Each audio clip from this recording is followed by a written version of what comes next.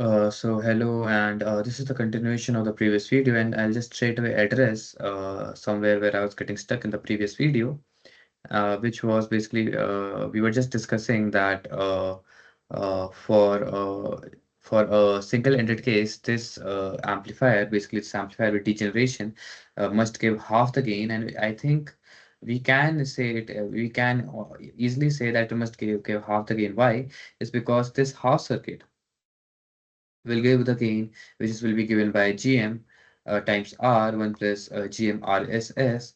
And if you just describe the output, it is Vin times that. And that since the differential excursion is 2 VIN, so we can say that the gain is half of the fully differential configuration. So that was a point that I was getting confused by, but the answer was basically quite simple. And these are the things that we have already covered in a previous discussion. That is basically the need for tail current source, which we discovered through our discussion already, that the gain will be constant for a larger value of by using degeneration. And again, the common mode gain will decrease by using a tail current source. Also, the motivation which has been clearly laid down in Razavi also is that we basically want that our gain is basically independent of the common mode, which is basically it's the same thing as this, and it basically fixes the net bias current flowing to the two transistors, the summation of that to be specific. Then we said that in a basic differential pair, since in the incremental model, you can utilize the property of linearity, and just thus you can arrive at your results by using superposition. But then we used a lemma, and then that lemma, we basically said that by utilizing symmetry of circuit, you could just fix the node potential to be specific. From this lemma, we were fixing the source potential, and thus easily finding the answer to differential gains and common mode gains. However, when now in uh, now when mismatch it was introduced in the circuit, and we basically described that because of mismatch, the common mode signal will get converted to differential mode. So here we are now not able to use the lemma because symmetry has broken down. So again, since symmetry has broken down, but our philosophy basically remains pretty much the same. If you look at this circuit in the incremental model, and I'm applying some incremental common mode signal, and I want to find this source potential VP, I can just use some basic KCL, and I can just write this particular equation, which is Gm times VGS, and it will be twice because it is flowing from here and here, is equals to this current, which is VP by RSS. From this, we can easily find that VP is equals to this guy. Now we know the gate source potential, so we know the incremental current flowing through the two transistors. And now if you multiply the incremental current of through the resistances they are flowing through, we can find V out 1, V out 2 respectively, and finding the difference, we can easily get the differential output. So this is how the differential output will ultimately look like. And right, so like it is V out 1, V out 2, it will take the difference, it will look like this, and your V out then finally will look like this. And you further simplify this guy. If further simplify this guy, what you'll get is this guy. And again, when you simplify this guy, this guy will be equal to this, and this is your common mode to differential mode conversion, right? So this was because of the resistor mismatch. Okay, so I erased it by accident. Uh, no matter, but we understand what's happening over here, right? We already understand what's happening, that the common mode to differential mode conversion is happening here because of the resistive mismatch at the load, and this is the expression that we are getting. Great. Also, the inherent assumption was that the other parameters of the circuit are symmetric in nature, that is, the transistors are symmetric and all that. But again, since we know the method to keep in mind, that we know that we will first try to find the source voltage, and since the gate voltage is known to us, we'll just find increments. We'll find the incremental VGS, then we'll find the current, and then we'll find the output. So even if there was asymmetry in these two transistors, even we could have easily concluded our result. Now here we are talking about the mismatch in GM. And again, we use the same philosophy by saying that if this source potential is VP, and now I'll not calculate it all over again, we can directly write that VP is equals to twice of GM RSS 1 plus twice OGM, RSS. Since this is our VP, and now we just have to find V out 1 and V out 2. And again, I can think that it is quite easy for us to comment that V out 1 and V out 2 will just be equal to the incremental current times the resistances they see. So you can just directly say that del V out will be equals to what? It will be equals to GM1 minus GM2 times R times VCM minus VP.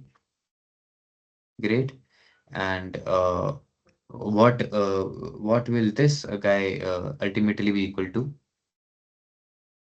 We can just write that as V out is equals to basically del GM del GM times R. And again, here one correction that we now must keep in mind is that this VP is not exactly equals to twice of GM, but since GMs are unequal, it will be GM1 plus GM2 because we were taking summation of currents there, right? So this is also GM1 plus GM2. I think that's pretty much clear. Since again, if I just like try to quickly go through that, what we are saying here is that we found VP by taking summation of these two currents, right? So that's why it will be GM1 plus GM2 because they are unequal here. We are talking about GM mismatch over here. Great, cool. So now when we took the difference of V out 1 minus V out 2, we'll get del GM times R multiplied by multiplied by VCM minus VP. Great. And now if we substitute this guy, what will we get? That will be 1. If I take the same common and I divide it by V out, we'll again get A common to differential mode conversion. And the situation will be like 1 minus this whole big expression. And it will essentially reduce to del GMR 1 plus. So it is all just basic mental calculation. So I'm not like really going through the labor of showing that how I'm doing the algebra. It is quite evident. So as long as the method is clear to us, and method was pretty straightforward. And here we are saying that this common mode differential mode conversion, as expected, is proportional to the mismatch in del GM. And again, in the both of these expressions, we can appreciate the fact that as the mismatch will go to 0, which means that here when the mismatch in R will go to 0, this common mode differential mode conversion will also become 0. Similarly, when this mismatch here will go to 0, the common mode differential mode conversion, again, the gain there will go to 0. Now that we understand the concept of mismatch, and now we can apply that to even more general circuits where multiple kinds of mismatch will be there, maybe R and J mismatch simultaneously.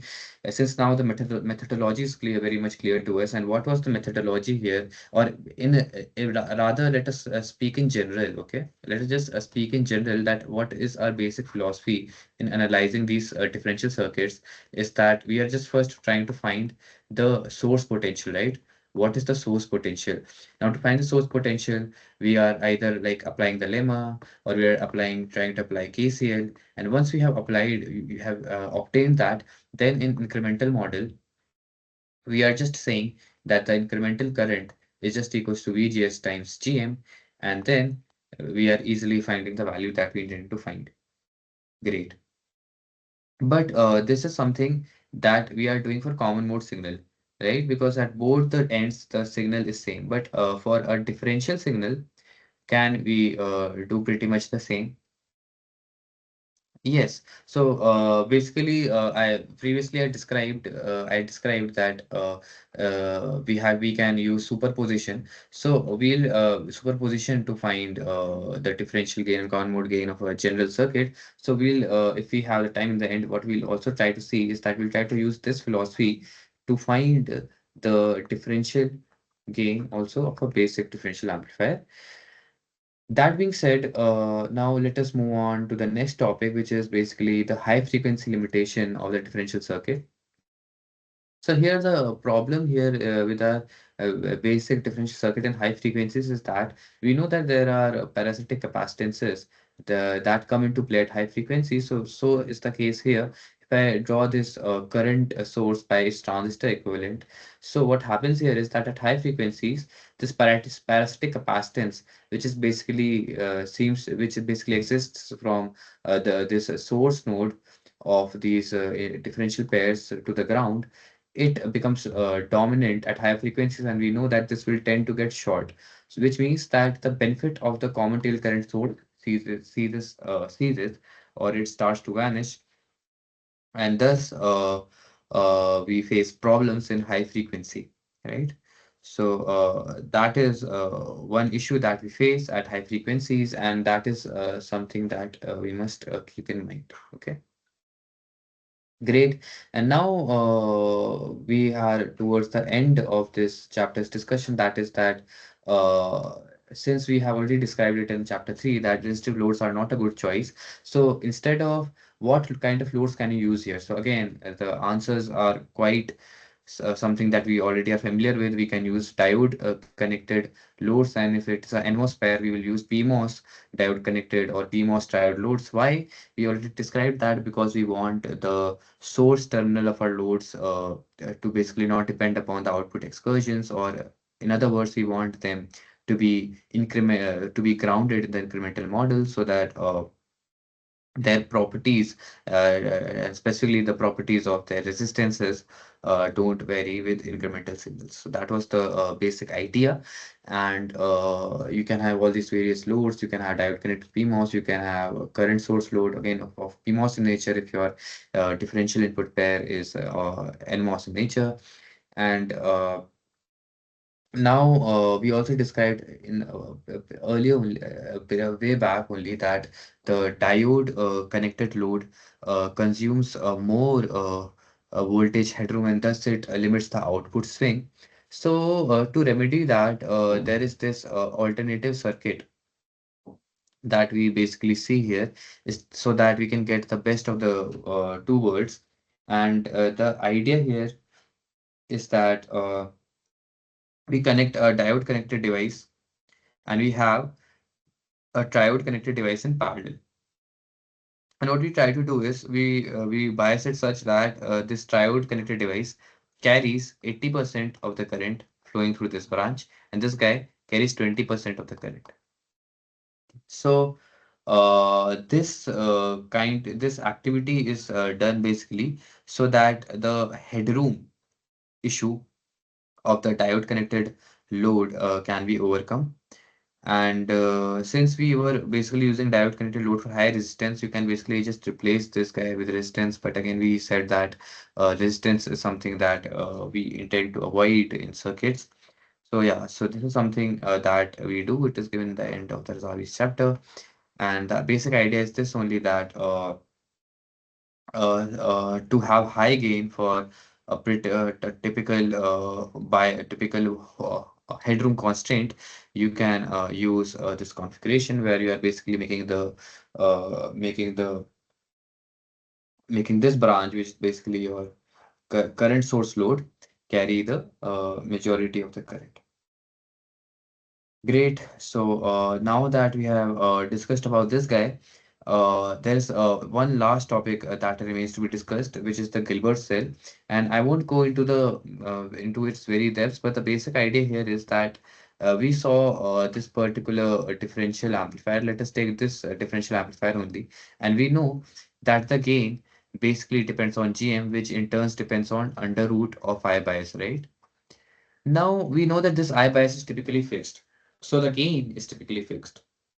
What if I say that now this current source, which is implemented by MOSFET only, what if I say that I apply a control signal over here, so that I can now keep this current source MOSFET in saturation, but now I am able to vary its current.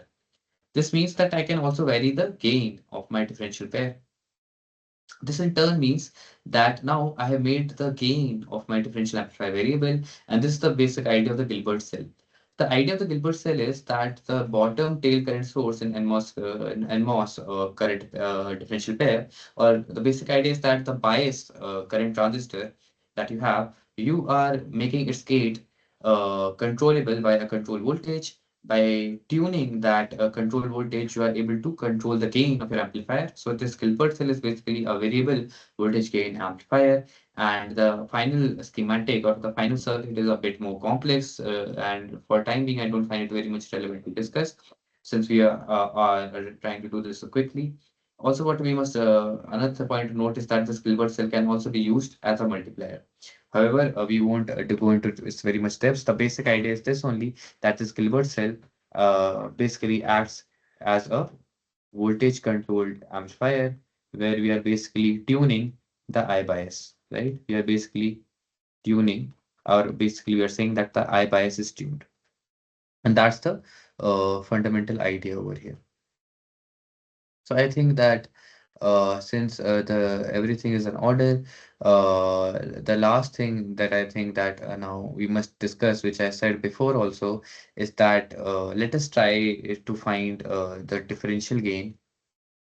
Initially, we tried to find it by superposition, then by lemma, and now let us just before ending this video, let us try to find it through this approach that we described here. That is by finding this node voltage VP.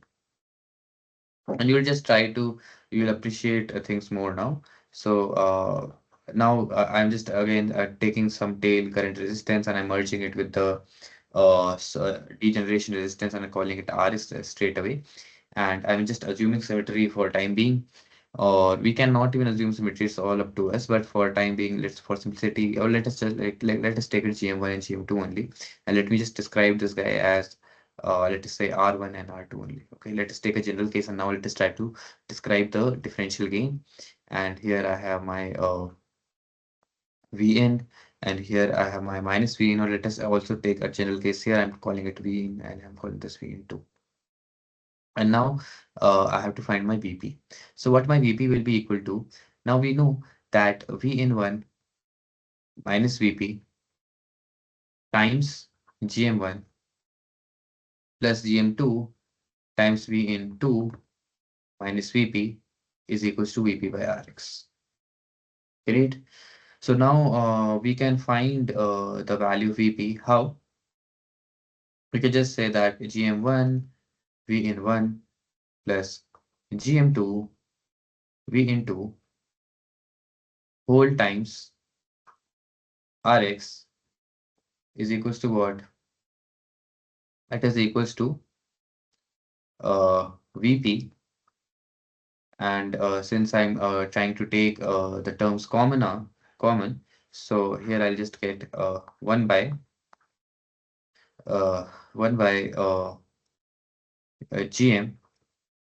Gm1 Rx plus Gm2 Rx. So this is my Vp, and now I have to just find what is my Vout1 and what is my Vout2. So again, we'll just use the same incremental philosophy since this guy is grounded. So my Vout1 will be equals to what? It will be Gm1, or rather minus Gm1 times my Vn1 minus Vp times R1, and my Vout2 will be equals to minus Gm2 times Vn minus Vp times R2. Now, let us say what's the labor, and let us now go to the basic conditions that we were using. That is that Gm1 is equals to Gm2, R1 is equals to R2. So now this Vp expression will reduce to what? And also let us say that V1 is equals to Vn and V2 is equals to minus V. So if all of that is an order, so now you can basically appreciate here only that if I'm saying that V in 1 and V in 2 are opposite in sign and they're of as equal amplitude, and Gm and Gm2 are equal, Vp becomes 0, right? So the what we were doing with lemma was basically a short circuit to all of this process, assuming perfect symmetry. Isn't that great? I hope you can understand that what I'm basically saying, that if GM1 is equal to GM2 and V in 1 is equals to minus of V in 2, basically they are differential in nature. So the VP or the source potential becomes zero by this analysis too, assuming perfect symmetry. Amazing, right? And again, one more thing now that we can realize over here is that the potential at VP that we are finding, this potential at VP is not dependent upon the circuit above, right? So basically, the idea here is that we are only concerned with the circuit at the bottom. So I'll just write it down also that VP is not dependent upon symmetry of load, right? Which is above V out. So this is something that we can appreciate, because here we can already see that that here we can't see any R1, R2 terms. But again, that is using the idea that because of the bias current, the GM1 and GM2 at the bias current at the tail, GM1 and GM2 are not a strong function of R1 and R2. However, now you can understand that since now VP is 0 for a fully symmetric case, so the gain again will penultimately be equals to GM times RD, the magnitude of it to be specific, and for a single-ended differential amplifier, the gain will be GM by 2 times RD. Great, amazing. So now this, since now this approach and this philosophy pretty much clear to us, and I think we have still some time in hand. I'll just describe this circuit in the next video, and I'll just wrap up this whole chapter. And I'll just describe this circuit why, so that we can basically just appreciate more the problem of string limitation, which we also touched upon quite a lot in our revision of chapter 3. Thank you for watching, and I'll see you in the next video where we'll basically wrap up this chapter. Thanks.